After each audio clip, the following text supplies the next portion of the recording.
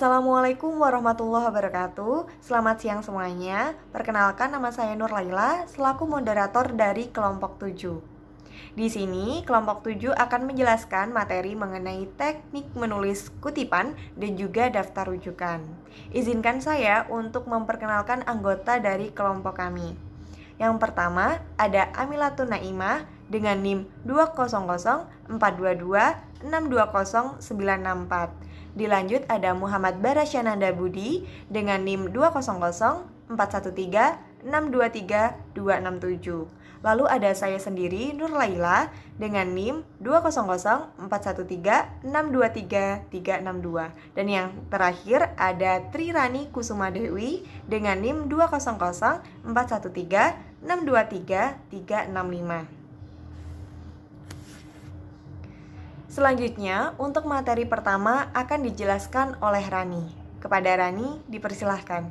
Menulis kutipan.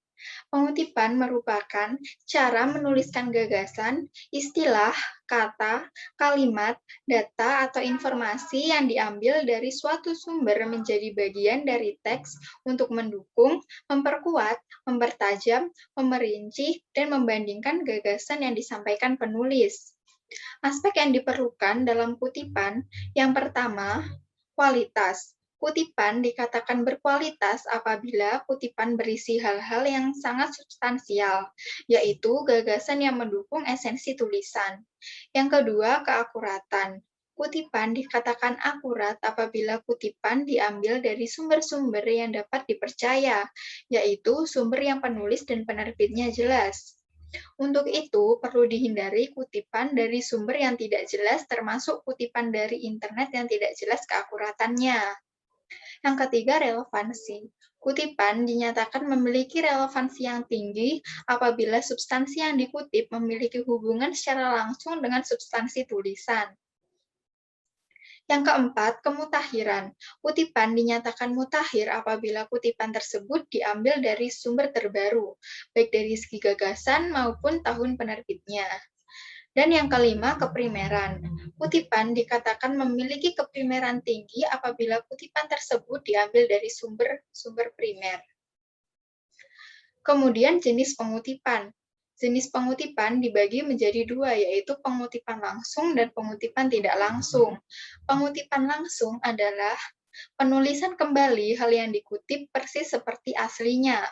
Pengutipan langsung diperlukan apabila keaslian teks sangat diperlukan. Jadi, pengutipan langsung diperlukan agar teks yang mengandung pernyataan atau peristilahan tidak berubah maknanya jika diubah teksnya. Pengutipan langsung dibagi lagi menjadi yang pertama, pengutipan kurang dari 40 kata.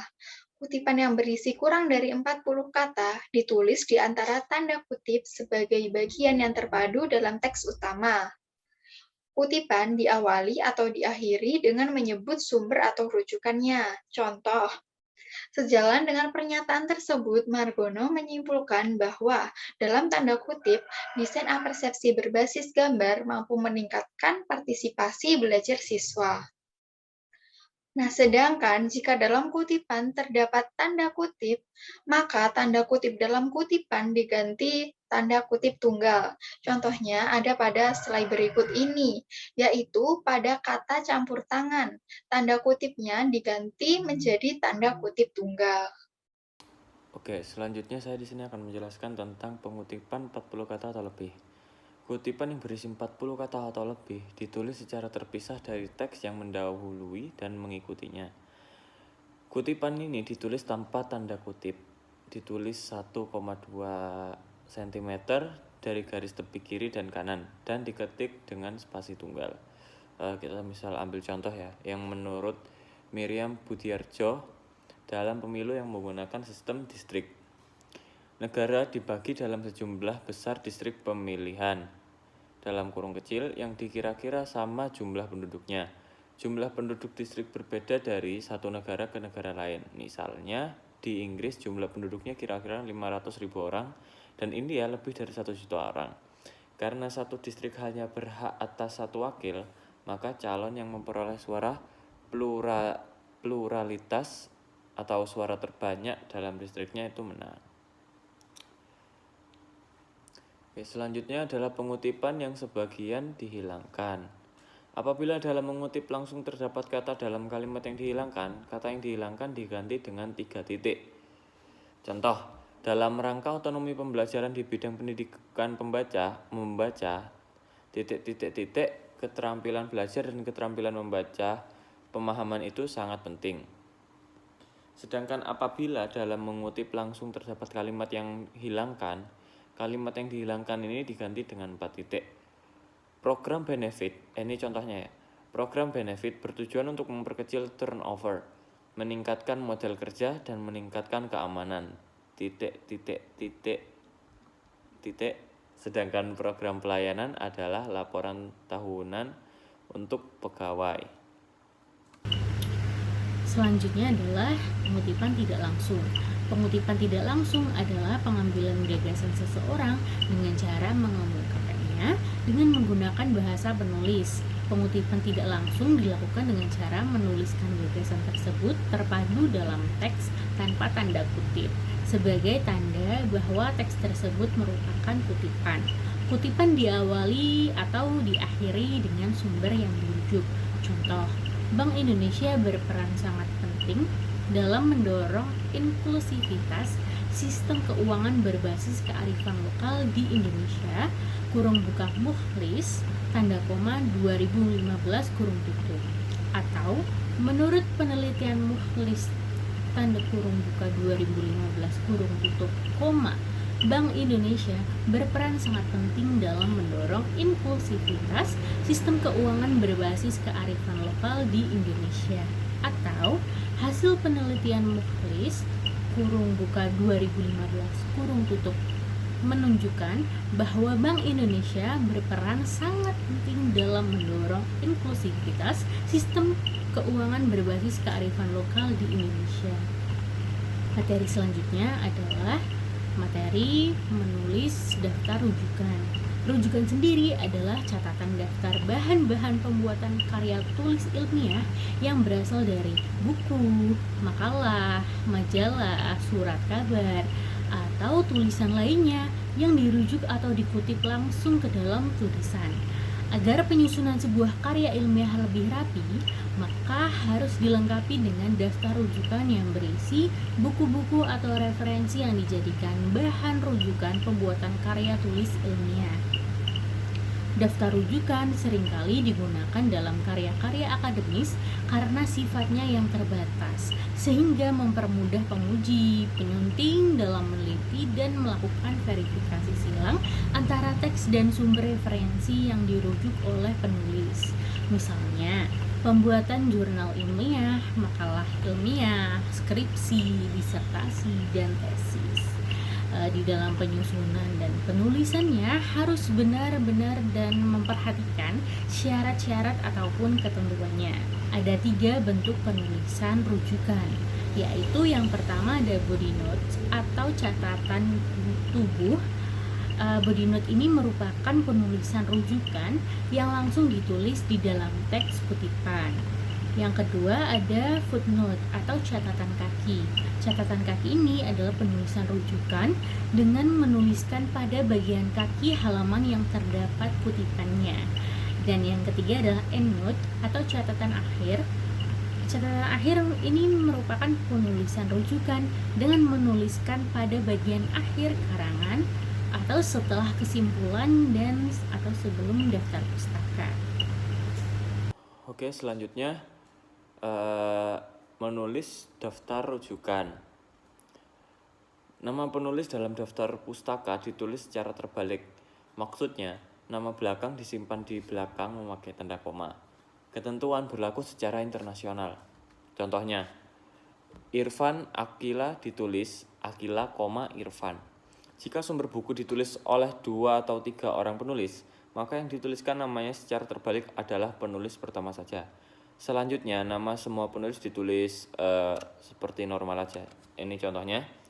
Penulisnya Aidia Nur Cahya, Fitra Komaladewi, dan Dia Permata Sari. Jadi Nur Cahya Aida dibalik jadi Aida Nur Cahya, seperti itu. Oke. Yang kedua, setelah penulisan nama diikuti oleh tahun penerbit, judul buku, kota terbit, dan nama penerbit. Yang ketiga, judul buku ditulis secara miring atau digarisbawahi. Yang keempat, baris pertama diketik mulai dari spasi pertama dari tepi margin dan baris berikutnya mulai dari 5 spasi atau 1 tab komputer.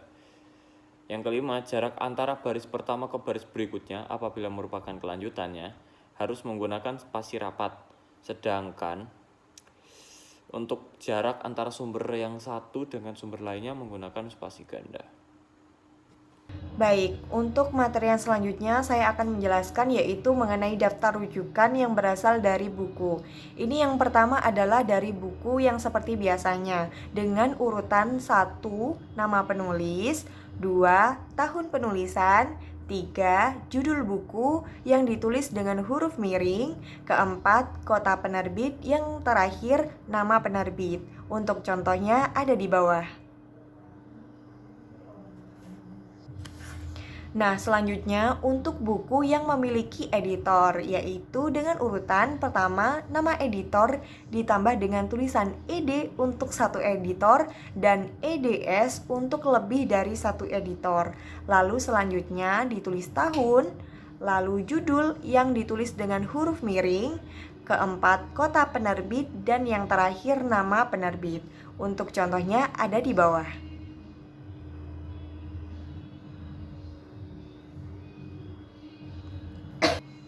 Lalu ini untuk yang ketiga, yaitu untuk buku yang terdiri dari beberapa kumpulan artikel dan juga memiliki editor. Untuk urutan penulisan daftar rujukan yaitu sebagai berikut. Yang pertama ada nama penulis artikel, kedua tahun, ketiga judul artikel ditulis dengan tidak miring, 4 nama editor diberi kata dalam sebelum nama dan diberi keterangan ed setelah nama. Lalu yang kelima ada judul buku yang ditulis dengan huruf miring diikuti halaman dengan tanda kurung. Lalu yang keenam kota, dan yang terakhir ditulis penerbit. Sebagai contoh ada di bawah. Nah, untuk selanjutnya yaitu menulis daftar rujukan yang berasal dari jurnal. Untuk urutannya yaitu 1. Nama penulis, 2. Tahun terbit jurnal, ketiga judul tulisan ditulis dengan tidak miring, 4. Nama jurnal ditulis dengan huruf miring diakhiri dengan koma. Yang kelima, edisi ditulis miring diikuti nomor jurnal dalam kurung dan diakhiri koma. Dan yang terakhir adalah rentangan halaman. Untuk contohnya ada di bawah.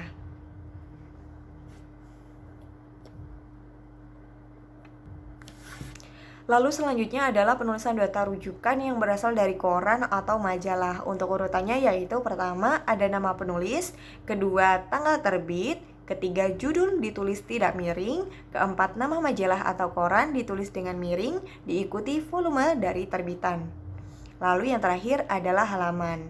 Nah, apabila tanpa penulis maka urutannya adalah pertama nama koran, kedua tanggal terbit, ketiga judul ditulis miring, dan yang keempat adalah halaman. Untuk contohnya ada di bawah masing-masing dari keterangan urutan penulisan daftar rujukan.